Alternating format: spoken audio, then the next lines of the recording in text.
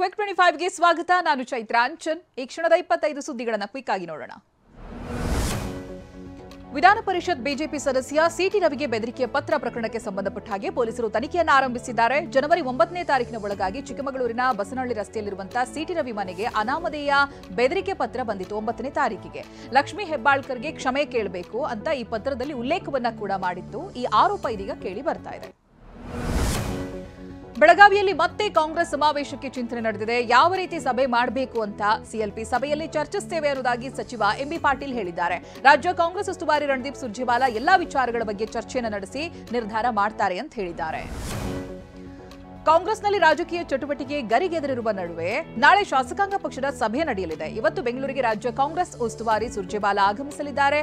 ನಾಳೆ ಇಡೀ ದಿನ ಕಾಂಗ್ರೆಸ್ ನಾಯಕರ ಜೊತೆಗೆ ಸರಣಿ ಸಭೆಯನ್ನು ನಡೆಸಲಿದ್ದಾರೆ. ಆಡಳಿತಾರೂಢ ಕಾಂಗ್ರೆಸ್ ಪಕ್ಷದಲ್ಲಿ ಡಿನ್ನರ್ ಪಾಲಿಟಿಕ್ಸ್ ವಿಚಾರಕ್ಕೆ ಬೆಳಗಾವಿಯಲ್ಲಿ ಸಚಿವ ಎಂಬಿ ಪಾಟೀಲ್ ಪ್ರತಿಕ್ರಿಯಿಸಿದ್ದಾರೆ. ಸಿದ್ದರಾಮಯ್ಯ ಸಚಿವ ಸತೀಶ್ ಜಾರಕಿಹೊಳಿ ಮನೆಗೆ ಹೋಗಿದ್ದಾರೆ. ನನ್ನ ನಿವಾಸಕ್ಕೂ 2 ಬಾರಿ ಕರೆದಿದ್ದೇನೆ, ಆಗಲೂ ಕೂಡ ಸಿಎಂ ಬಂದಿದ್ದಾರೆ, ಇದರಲ್ಲಿ ತಪ್ಪೇನಿದೆ ಅಂತ ಪ್ರಶ್ನಿಸಿದ್ದಾರೆ. ಪಕ್ಷ ವಿರೋಧಿಗಳ ವಿರುದ್ಧ ಎಂಎಲ್ಸಿ ಸೂರಜ್ ರೇವಣ್ಣ ಕೆಂಡಾಮಂಡಲರಾಗಿದ್ದಾರೆ. ನನಗೆ ಸೋಂಕಾದ ರೀತಿಯಾಗಿತ್ತು, ನಾಯಿ ಕಣ್ಣು ನರಿ ಕಣ್ಣು ಅಂತ ನನ್ನ ದೃಷ್ಟಿಯನ್ನ ತೆಗೆದ್ರು ಎಂದರು. ಈ ವೇಳೆ ಆಕ್ಷೇಪಾರ್ಹ ಪದವನ್ನ ಬಳಸಿದ ಸೂರಜ್ ರೇವಣ್ಣ ಮೋಸ ಮಾಡಿದವರಿಗೆ ಈ ಮಾತನ್ನ ಹೇಳಿದ್ದೇನೆ, ಮಹಿಳೆಯರ ಬಗ್ಗೆ ಮಾತನಾಡಿಲ್ಲ ಅಂತ ಹೇಳಿದ್ದಾರೆ.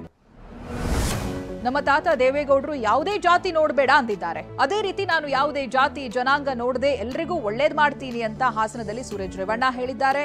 ಒಮ್ಮೆ ಒಂದು ಸಮುದಾಯ ಕೈ ಬಿಡಬಹುದು, ಬಳಿಕ ಕೈ ಹಿಡಿತಾರೆ ಅಂತ ಹೇಳಿದ್ದಾರೆ. ನಕಲಿ ಚಿನ್ನ ನೀಡಿ ವಂಚನೆಗೆ ಯತ್ನಿಸಿದವನನ್ನ ಚಿತ್ರದುರ್ಗದ ಮೊಳಕಾಲ್ಮೂರು ಠಾಣಾ ಪೊಲೀಸರು ಬಂಧಿಸಿದ್ದಾರೆ. ದೇವಿಲಾಲ್ ಎಂಬಾತ ಅನ್ವರ್ ಬಾಷಾಗೆ 2 ಕೆಜಿ ಚಿನ್ನದ ಸರವನ್ನ 30 ಲಕ್ಷಕ್ಕೆ ನೀಡುವುದಾಗಿ ನಂಬಿಸಿದ್ದ. ಅನುಮಾನಗೊಂಡ ಅನ್ವರ್ ಬಾಷಾ ಪೊಲೀಸರಿಗೆ ಮಾಹಿತಿ ನೀಡಿದ್ರಿಂದ ಪೊಲೀಸರು ವಂಚಕನನ್ನ ಅರೆಸ್ಟ್ ಮಾಡಿದ್ದಾರೆ. ಬೆಂಗಳೂರು ಆನೇಕಲ್ ತಾಲೂಕಿನ ಚಂದಾಪುರದಲ್ಲಿ ಕಸ ಎಸೆಯುವವರಿಗೆ ಶ್ರದ್ಧಾಂಜಲಿ ಬೋರ್ಡ್ ಹಾಕಲಾಗಿದೆ. ನಿನ್ನೆ ಹೆಣ ಸುಡಲು ಇನ್ನೂ ಕಸ ಬೇಕು, ಹಾಗಾಗಿ ಕಸ ತಂದು ಹಾಕಿ ಅಂತ ಪುರಸಭೆ ಸದಸ್ಯೆ ಶೋಭಾ ಚರಣ್ರಿಂದ ವಿನೂತನ ಜಾಗೃತಿ ಪ್ರಯೋಗ ಮಾಡಲಾಗಿದೆ.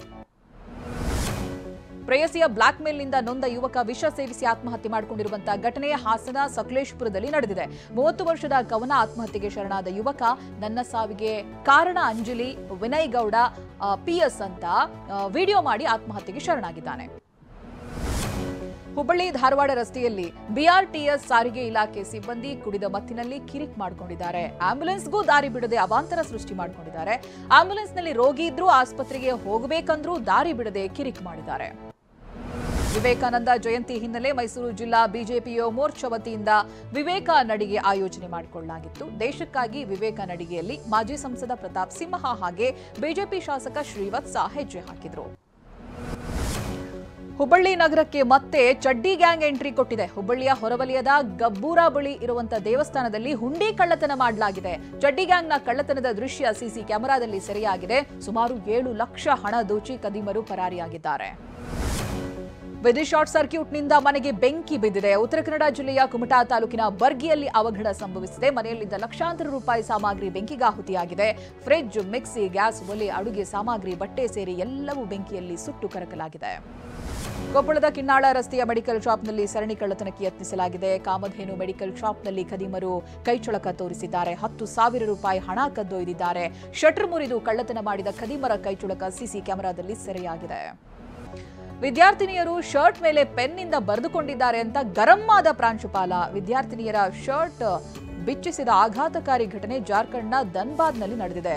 ಅವರ ಶರ್ಟ್ ಬಿಚ್ಚಿಸಿ ಬರೀ ಬ್ಲೇಸರ್ನಲ್ಲೇ ಮನೆಗೆ ಕಳಿಸಿದ್ದಾರೆ. ಪ್ರಾಂಶುಪಾಲರ ನಡೆಗೆ ಪೋಷಕರಿಂದ ಇದೀಗ ಭಾರೀ ಆಕ್ರೋಶ ವ್ಯಕ್ತವಾಗ್ತಾ ಇದೆ. ಅಸ್ಸಾಂನ ದಿಮಾ ಹಸಾವು ಜಿಲ್ಲೆಯಲ್ಲಿ ಕಲ್ಲಿದ್ದಲು ಗಣಿಯಲ್ಲಿ ಸಿಲುಕಿರುವ ಕಾರ್ಮಿಕರ ರಕ್ಷಣೆಗಾಗಿ ನಡೀತಾ ಇರುವಂತಹ ಕಾರ್ಯಾಚರಣೆ 7ನೇ ದಿನಕ್ಕೆ ಕಾಲಿಟ್ಟಿದೆ. ಒಟ್ಟು 9 ಗಣಿ ಕಾರ್ಮಿಕರಲ್ಲಿ 4 ಶವಗಳನ್ನು ಈಗಾಗಲೇ ಹೊರತೆಗೆಯಲಾಗಿದೆ. ಇನ್ನು 5 ಮಂದಿ ಕಾರ್ಮಿಕರು ಗಣಿಯಲ್ಲಿ ಸಿಕ್ಕಾಕೊಂಡಿದ್ದಾರೆ. ದೆಹಲಿ ಮುಖ್ಯಮಂತ್ರಿ ಆತಿಶಿ ವಿಧಾನಸಭಾ ಚುನಾವಣೆಯಲ್ಲಿ ಸ್ಪರ್ಧಿಸೋದಕ್ಕೆ ಸಹಾಯ ಮಾಡುವಂತೆ ಜನರಲ್ಲಿ ಮನವಿ ಮಾಡಿದ್ದಾರೆ. ಚುನಾವಣೆಯಲ್ಲಿ ಸ್ಪರ್ಧಿಸೋದಕ್ಕೆ ನಮಗೆ ಕ್ರೌಡ್ ಫಂಡಿಂಗ್ ಬೇಕು ಅಂತ ಅವರು ಹೇಳಿದ್ದಾರೆ.